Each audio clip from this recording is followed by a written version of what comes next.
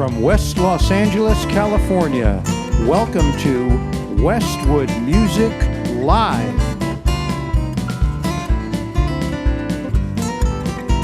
Tonight, we feature David Becker and Heritage Guitars. Let's go inside and get started. Welcome to Westwood Music and the Heritage Guitar Clinic featuring David Becker, international premier heritage guitar artist. We are just very thankful to be celebrating this 30th anniversary year. Heritage is known as the Mount Rushmore of the guitar industry at 225 Parsons Street, the sacred ground, home of the world-renowned guitar manufacturer that makes the guitars with pedigree and prominence like no other. I'm just going to start with showing a couple of guitars. Since this is our 30th anniversary, we have a rollout of not only David Becker's model, but we also have a 30th anniversary guitar, which is a 555, which has the inscription of the owners on the inlays. It has ebony fingerboard, and it's multi-bound and has the Golden Eagle appointments. That's this guitar right over here on my left. Beautiful, dark, almond sunburst. Right next to that, we have the flagship Golden Eagle, which is your carved top, spruce top. You have curly maple, sides, back, and neck, ebony fingerboard, grade 1, cloud inlays. This one has the finger tailpiece and a floater pickup with an ebony pickguard. I'm going to move over here real quick to this custom Golden Eagle while we're talking about that.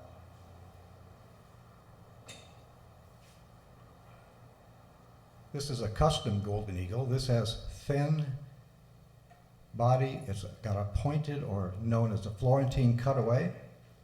This one has double pickups built in. These are Seymour Duncan 59s.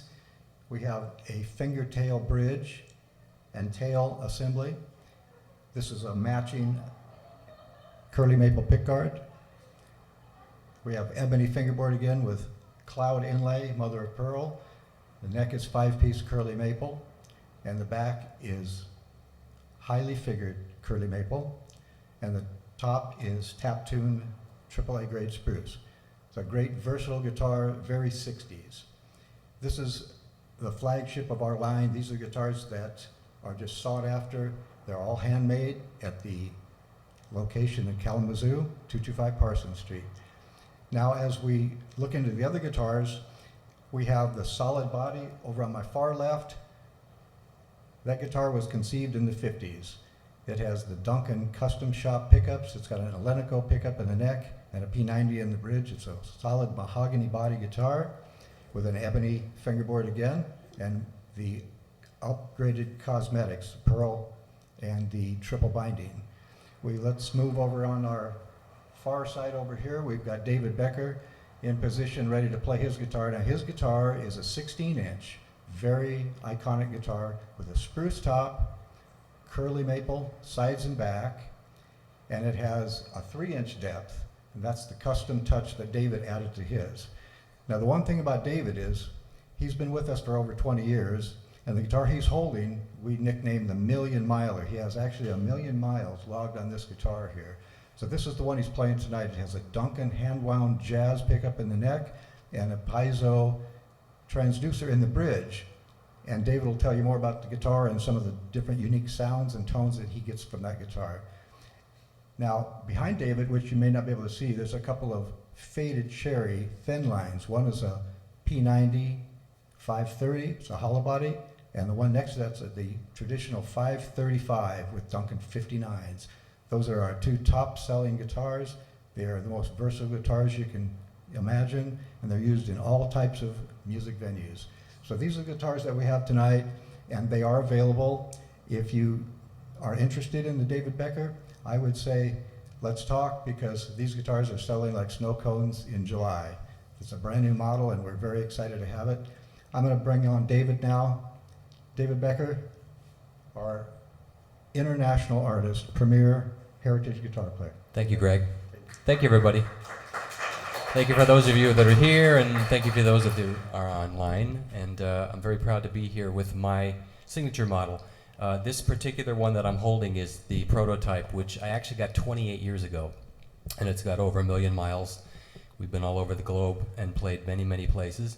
I'm going to play a tune to start off, and then I'll talk a little bit about the construction of the guitar and some other things as well. So I'm going to open up this set with a blues tune that I just recorded on a solo record. It's coming out in fall on Acoustic Music Records, and it's called Blues for Waldo.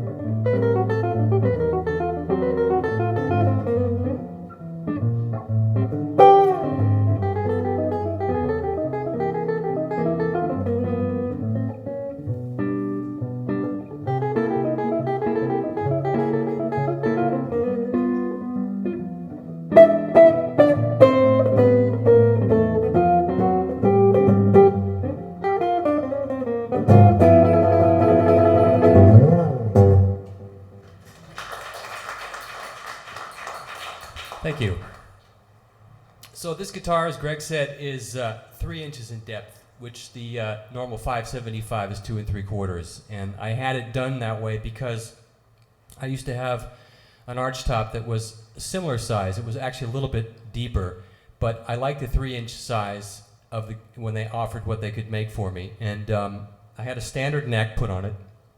It's got a solid spruce top, which is carved, maple sides and back.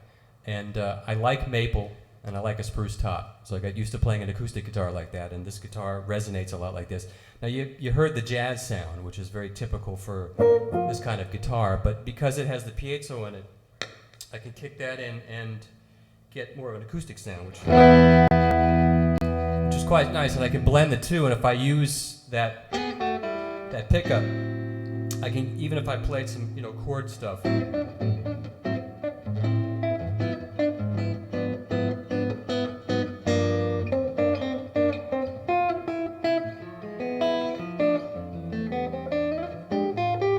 So I get a little more of the overtones by using the piezo, and there's a lot of things I've developed over the years with this instrument, and it's kind of timely that it's the 30th anniversary of Heritage, and my model is just coming out now, although I've been playing the prototype for close to 28 years now.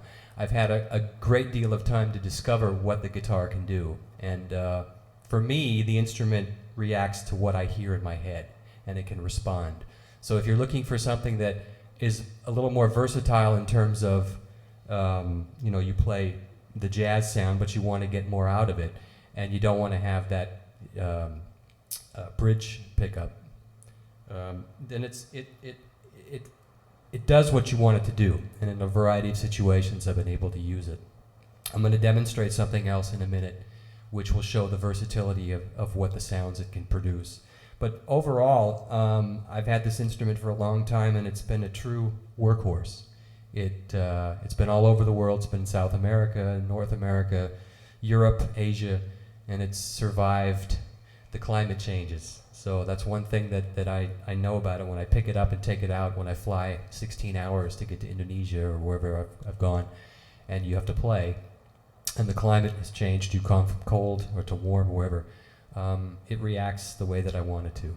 And it produces a very warm sound, but again, you can get the overtones that you don't get out of a jazz box by having the P8, so that's why I had to put in there. So are there some questions that, let me see if we've got anybody. Nothing yet.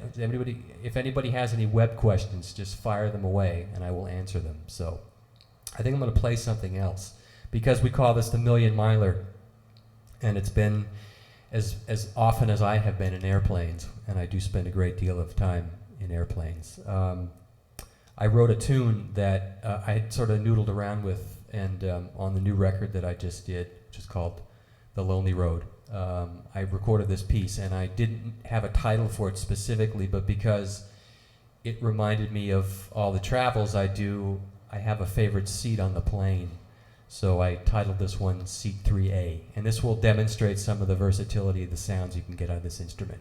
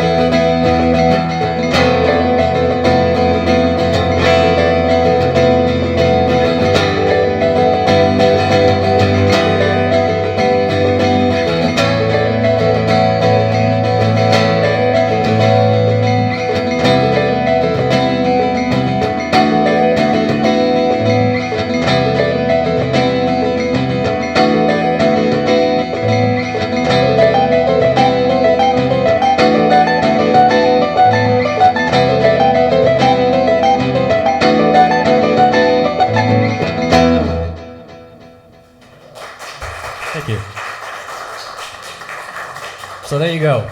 So with that piece, I'm using a lot of different parts of the instrument that you wouldn't normally play behind the bridge. But because the piezo allows you to have that sound, and I know I've seen jazz guitar players over the years, or guitar players in general, play behind the bridge. But I always thought, well, if you're going to do that, why won't you put a pickup in there so that you can hear it? So I've used this sound quite a bit on some recordings over the years. And you can actually tune these guys to different notes, but it's pretty much tuned to certain notes that have certain resonance. And if I, play a tune, I can implement some of that. And the percussion stuff is just, I have a piece of paper that I found. It's a little card that I got at a copy store in Europe. And I use that to dampen the strings to get the percussion sound. And because this is a wood instrument, it's going to react like a drum. So it's not very much different than the sound hole and what it produces to produce the nice sound with the strings on it. It can also get some percussive sounds as well. So it's very versatile in that respect. But if you want to get something that's just, playing more acoustically sounding and whatnot, more guitaristic, you can do that as well too. So it has a lot of versatility to it. I don't see any yet. So does anybody in the room have any questions? That would be good. Yes. So that instrument was made in 1987? It was made in '89, actually. Yeah. It's I got it actually '88. The end of '88, they started building it, and I went out to the factory. I was on tour, and had met everybody previously to that. And we had a day off. I went to Kalamazoo, and then they said, "What do you want?" And so this is what I want, and so they made it. And I think I got it in January of '89. And the very first gig I played was in Mexico. So. Did you have the piezo pickup from the beginning? Yes. Everything that's on this guitar was originally done for the prototype. So that's what's in the signature model. When you buy that, that's what you'll get. And I have this one here. This is the second edition. The only difference of this one is that this was made 2 years ago. The tailpiece is different than what the standard stock one is now, and the toggle switches that are on the guitar, like the ones I have here, the black ones that are a little bigger. I think they didn't have them in stock when they made that one, but for the signature model, when you order it, you'll get these as well. So just it's an on and off switch, so you can have both pickups at the same time, or you can have just one pickup or the other, and you can blend them with the volume and tone controls. So somebody had asked me why did I choose the toggle switches, because I felt it was easier if you want to set the one pickup. For instance, if I'm playing like I did in that one tune, a sound that uses both, and I turn it off, now I have just the humbucker. And then when I kick it back in, I've got that sound. So it's very easy to manipulate because they're very small, and you just kind of click them on and off, and you're good to go. So, and it actually is, the way I came up with wanting to have this configuration was, I played a lot of acoustic guitar, but also for jazz guitars, engineers that I've worked with over the years have utilized a microphone, a condenser mic on the instrument, and that allows you to get some of the acoustic qualities of the instrument. Because this guitar is very loud just by itself. You can hear that in the room. So the acoustic quality of the instrument, you don't want to lose that through the pickups. You want to be able to enhance it and still have that. And this instrument does that. So that's sort of the reason why I wanted to have the piezo in there. And I'm glad I did. It's been a workhorse and tried and true. So. What is that made out of? What kind of wood? It's a solid spruce top. It's maple sides and back. It's a carved top. And I chose that. I think in the standard 575s, it's maple in the top, isn't it? Yes. Yeah. And I chose spruce because I like the sound of the spruce top, but I like the sides and back of maple. There's a little bit of a higher end that you get out of the instrument. And of course, the jazz sound I can manipulate too, because I've got the humbucker. I'll just roll a little bit of the tone off. So I'm getting that sound that you would get out of a jazz box. If you want to go full board, you can take it all off.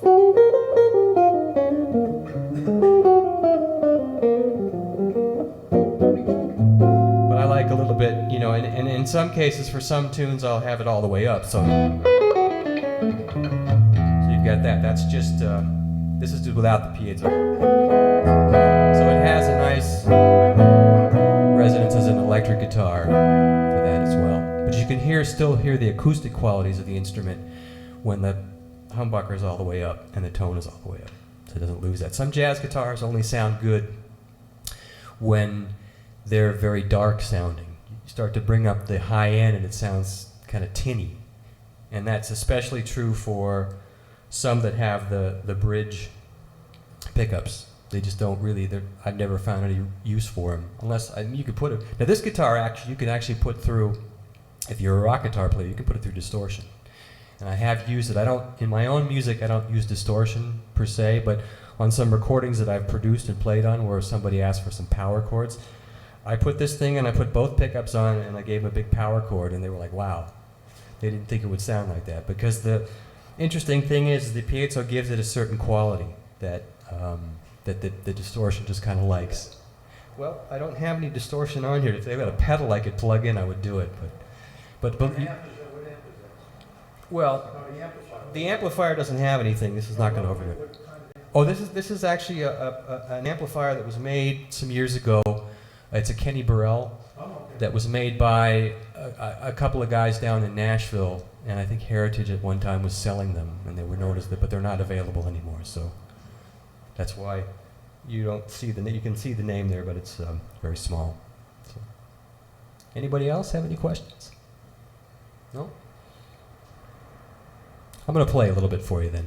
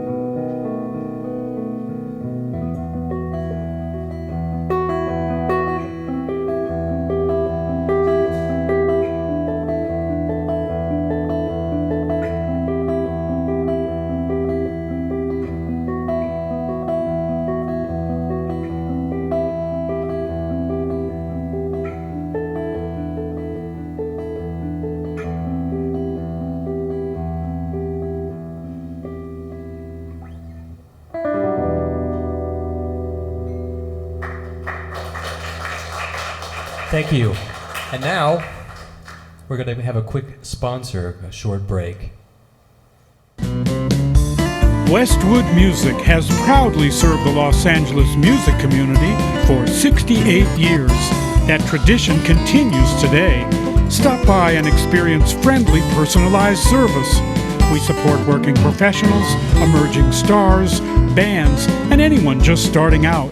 We offer an outstanding array of electric and acoustic guitars, basses, banjos, lap steels, and ukuleles. We stock accessories, strings, picks, pedals, cords, cases, and amplifiers.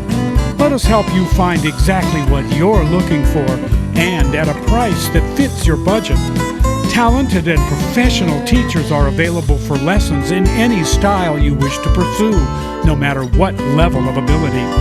Our on-premise repair shop has trained experts ready to repair and set up your instrument just the way you like it. And we fix amps too. Visit us online at www.westwoodmusic.com and check out the instruments, special deals, and the Westwood Music Live concert schedule. If you have any questions, call us at 310-478-4251.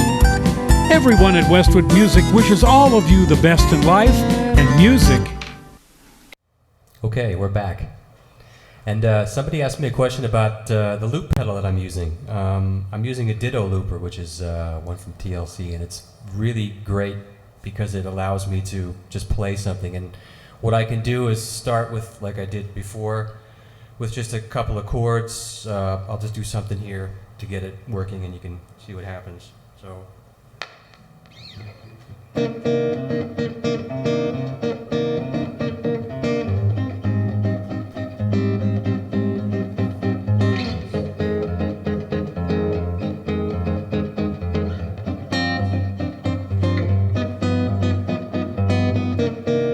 So my basic loop now, and I'm going to add a little percussion.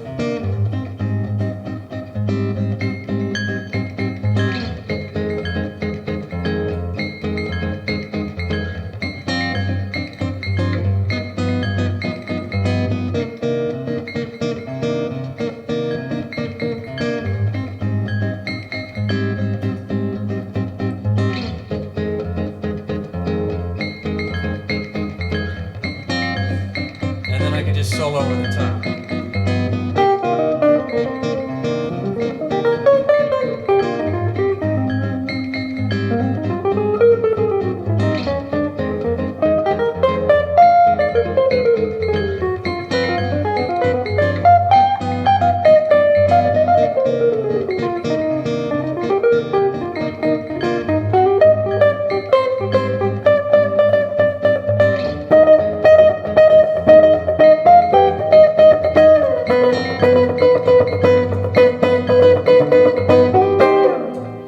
Stop it like that. So there's a variety of things. I mean, I've worked for the last 30 years or more with my trio, the David Becker Tribune, where it's my brother on drums and a bass player. And we, of course, have arrangements and things we do, but when I do some solo concerts, which I've done quite a bit in the last couple of years, and I'm doing this year as well for the new record, I wanted to implement something that would allow me to do a little more than just solo guitar. And what I like about it is I can do things where I can bring it in to bring it out.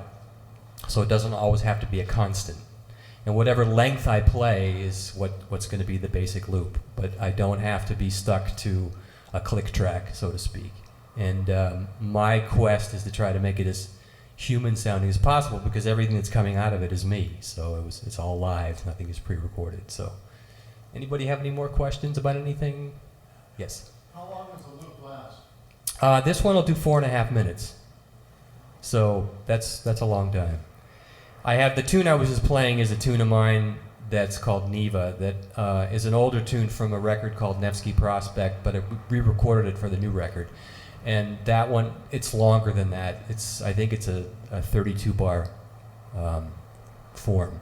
So I set it up with a percussion thing and then kind of kick into that to do that.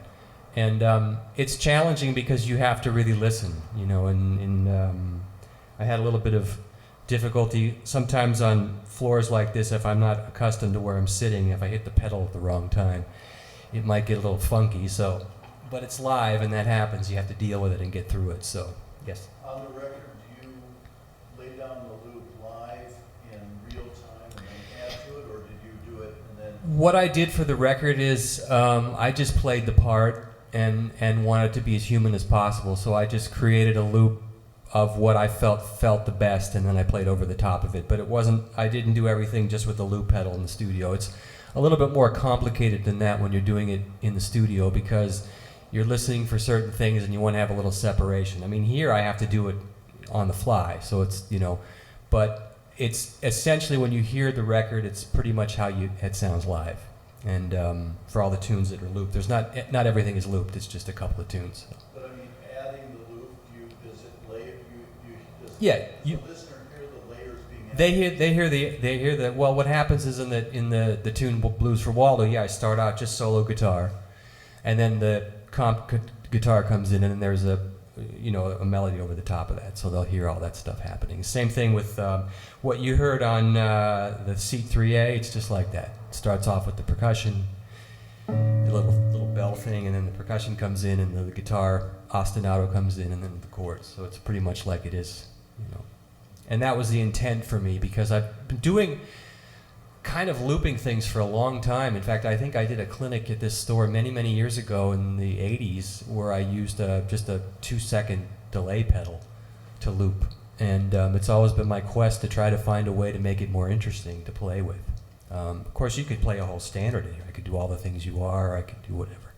But I have to, kind of comp like I'm playing with somebody. And what I try to do is I try to think of myself as two people. So if I'm comping, I'm listening in my head for the space that I would give somebody else to play, and not just fill it up to fill it up, because it doesn't have to do that. Like in the blues tune, I stopped the loop pedal and I played freely, but I came right back in with it.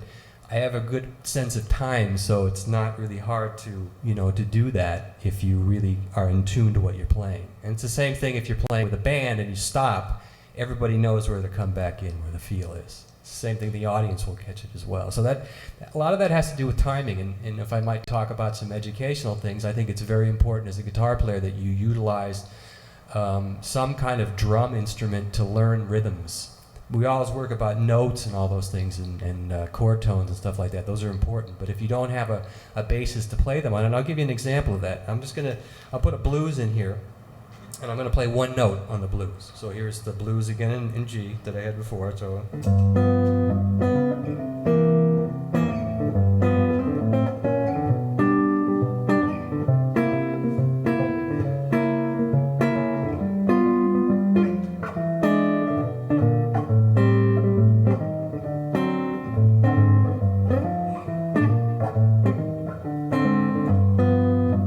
One note, just G.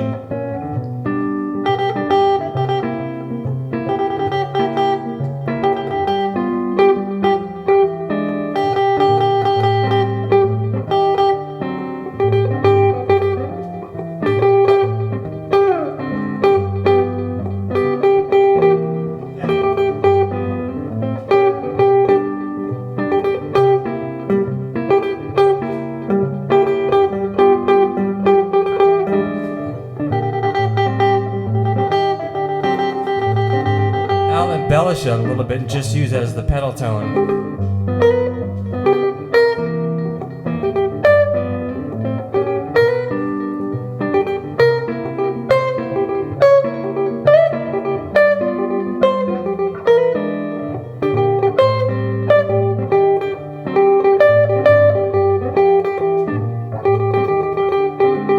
So I haven't run out of ideas. I could keep going with that. And I've only utilized pretty much one note, and then I added a couple extra. So the idea that you can get more out of rhythm is really the key to playing, by all means. I mean, I grew up with a drummer in my family and spent time with his drum teacher, and I actually played drums for a little bit. So I learned a great deal about rhythms, and that's really the key to playing an instrument, especially the guitar, is get as much as you can. We talk about rhythm guitar, but what does that mean? That means creating a feel. And even if I just play without the loop pedal, you'll still feel that the pulse.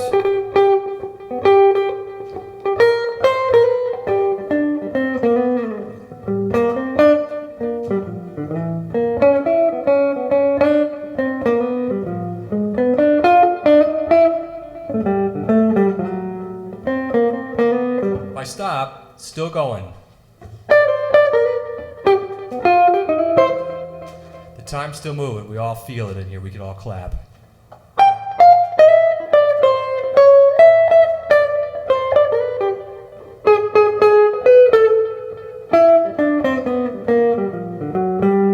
So, as soon as the music starts, we're all a part of this conveyor belt of time and feel. And that's something, I just recently did a DVD book on rhythmic motifs for comping and soloing, and a lot of it is just coming up with the rhythmic figures and plugging them into the notes. And if you think about, I don't have any ideas to play, I'm running out of ideas, that's the place to start, by going into the rhythm and finding ways to plug it in, and you'll have a plethora of ideas. So, any other questions from anybody here in the audience? I don't see any online yet. No? The loop, is that your own invention? No, it's TC Electronics, and they make pedals, and I've had various pedals over the years that I've used, delay pedals for. I have one. This one right here is a Boss pedal, which will do. I think it does 40 seconds of looping, but I was looking for something that I could just get a longer loop, but I could turn it on and off when I wanted to. And this is the one I found, and I looked online and kind of did some investigating, and I've taken it all over the world the last year that I've had it. It's been in Europe and South America, and not Asia yet, but it will be there this year. Possibly this year we'll be down in Australia and New Zealand, so it'll go down there as well. But it's a workhorse, and it seems to be holding up okay, and it's got a good sound to it. I mean, you hear the instrument in it. When I hear it and I play back to it, it's like, I can hear myself, and that's what's really important. A lot of loop pedals, they don't sound as good when they're recorded, because there's a certain thing that happens that you lose something, but in this I don't lose anything. And it's the pedal itself, I think, is completely it's bypassed, so there's no like sound of the pedal itself affecting the guitar. So what you're hearing is really just the signal going through, but there's nothing happening on it. There's no amplification or anything. You can turn it up or down, but it doesn't affect the sound of it at all. So, and it's been fun to work with. So, and it's great for not only performing but also teaching. When I do clinics and I talk about things like I just did about rhythm, I can show that in a because there's not two of me. So, and I'm doing something coming up for an online lesson where I'm going to do this. I'll utilize the loop pedal as well for that. So that's a good thing to have. And I recommend it too, because it really challenges you on your time and your feel. If you're going to play something like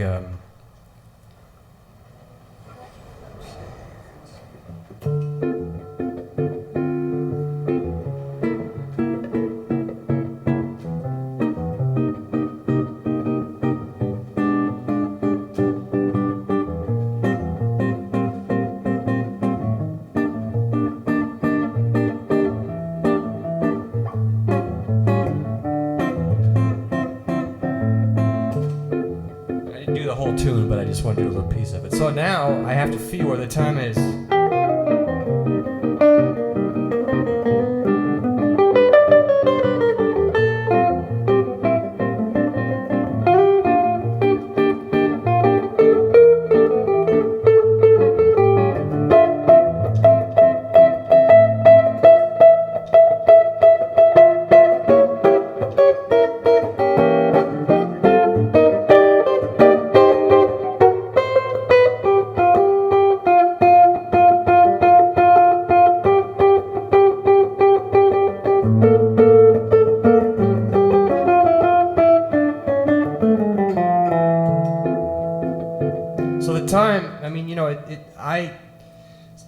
specify what it is, but I have to be able to play with it, and when I stop it, I have to be able to come back into it and make it sound as natural as possible. And it's a great device to be able to utilize to really, really work on your time and your feel. It won't lie. If you're off, you'll know. And and it has happened. I mean, in where something happens and it's a little off, and you have to kind of deal with it. In a performance situation, in a practice situation, you stop it and you start over again. So that's. Any other questions? What kind of amp do you travel with? I don't. I travel just with the pedals and the guitar because I fly to most of the dates, and whatever they have at the gig, I'll use. I tend to prefer to use, if it's a festival, they usually have Fenders or something like that, or something similar to this. That's on my rider, but if I can, I'll go through the PA, because as in this situation today, I'm going through the amp, which is going through the Bose PA, which sounds great. And this instrument actually sounds wonderful direct into a board. I've recorded, in fact, all of the sounds on the new album are just direct. I've used direct and amps together, which I like, but for the purposes of the album that I just did, it sounded great direct. I didn't need an amp. So it responds well to that, and but I'm comfortable with just about anything. I mean, I did a festival in Indonesia, and they had a Roland jazz chorus and a Marshall.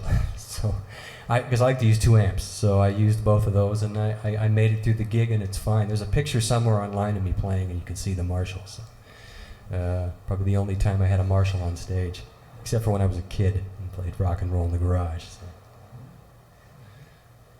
Okay, so we're going to wrap everything up. I want to thank everybody from Westwood Music, Kevin and the crew. I want to thank Greg and Heritage Guitars for the opportunity to have my own signature model. I want to thank Sharon for all her efforts. And thank you all for tuning in and coming out to support this. If you have any questions about anything, specifically for me, you can email me at my website. It's DB, just like David Becker, at davidbeckertribune.com. It's all one word. And I do check that email, and I will email you back. Thank you once again, and we'll see you next time.